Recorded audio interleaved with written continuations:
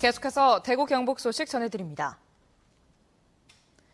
대구와 경북 지역은 대체로 맑은 가운데 한낮에는 더운 날씨가 이어졌습니다. 오늘 낮 최고 기온은 대구 31.1도를 비롯해 경산 31.4, 구미 29.5, 포항 27.5도 등 23도에서 31도의 분포로 어제와 비슷했습니다.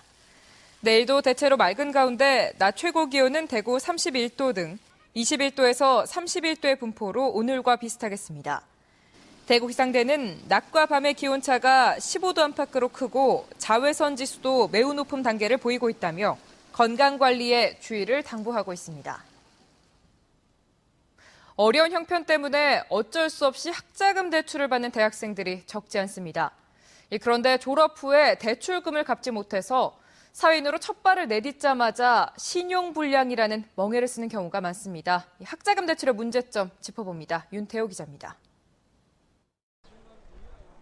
교육부 자료에 따르면 지난해 대구 경북 지역 대학생 10명 가운데 2명꼴로 학자금 대출을 받은 것으로 나타났습니다. 아버지 사업이 어려우셔서 학비 마련하는데 매우 어려웠기 때문에 등록금 190만 원 정도 학자금 대출을 받게 되었습니다.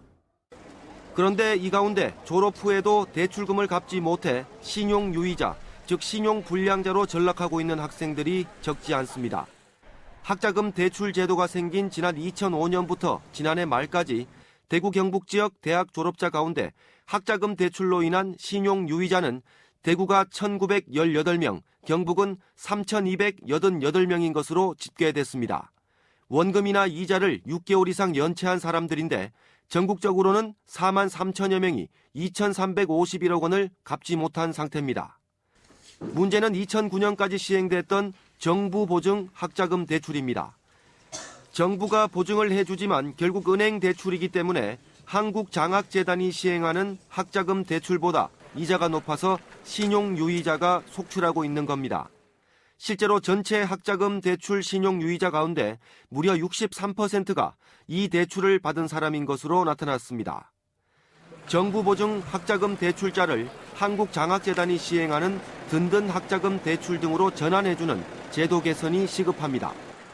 박근혜 정부가 도입한 국민행복기금을 통한 지원도 확대해야 한다는 주장이 나오고 있습니다. 국민행복기금으로 구제할 수 있는 인원이 전체 신용유의자 4만 명 중에서 2천여 명에 불과해요.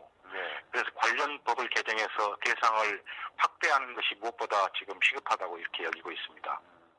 고액의 대학 등록금 부담을 줄여주기 위해 학자금 대출 제도가 시행됐지만 오히려 학생들을 신용불량자로 만드는 결과를 초래하고 있습니다. 등록금을 낮추는 근본 처방 없이는 악순환의 고리가 끊어지지 않을 것이라고 전문가들은 지적하고 있습니다. MBC 뉴스 윤태호입니다.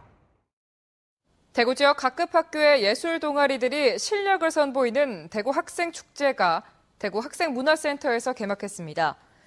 오는 25일까지 대구 시내 각급 학교 140개 동아리 3,500여 명이 참가해 합창과 국악, 댄스와 락밴드, 사물놀이와 난타 등 다양한 장르의 공연을 선보입니다.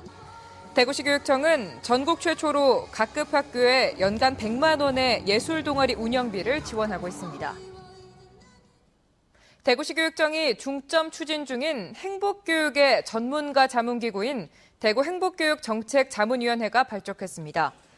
관련 분야 교수와 전문가 등 38명의 자문위원으로 구성된 대구 행복교육정책자문위원회는 꿈과 끼를 키울 수 있는 행복한 학교 만들기의 전략 과제와 시책을 발굴할 예정입니다.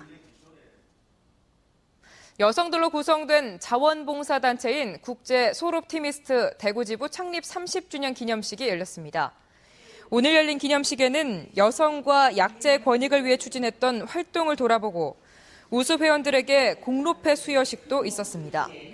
또 30주년 기념사업의 하나로 생계가 어려워 위기에 처해 있는 탈북 여성 예술활동단체에 3천만 원의 지원금을 전달했습니다.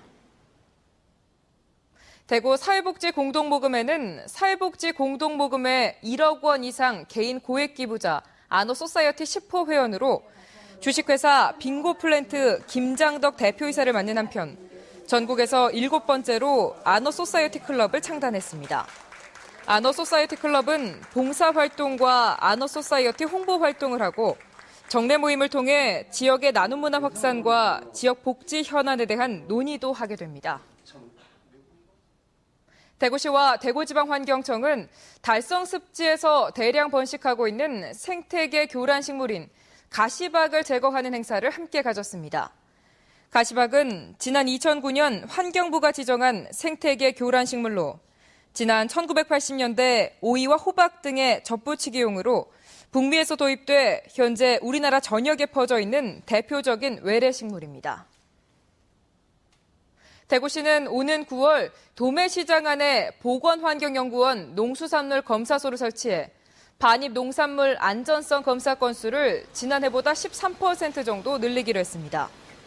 대구시는 부적합 농산물은 폐기 처분하고 생산자는 한 달 동안 출하금지 조치를 하고 있는데 지난해 부적합률은 0.9%, 올해는 지난달 말까지 1%의 부적합률을 보이고 있습니다.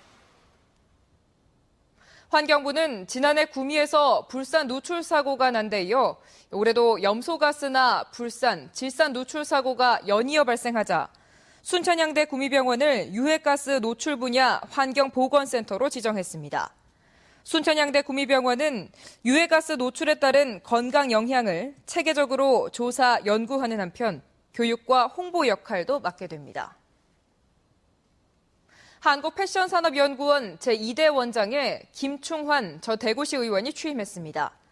김 신임 원장은 섬유 패션 산업의 경쟁력 강화와 글로벌 패션 산업 연구원으로의 도약을 위해 경영혁신과 기업 지원, 연구원 운영에 안정적 기반 조성이 필요한 만큼 중장기 계획과 세부 계획을 세워 단계적으로 실천해 나갈 것이라고 밝혔습니다. 대구 경북 소식이었습니다. 고맙습니다.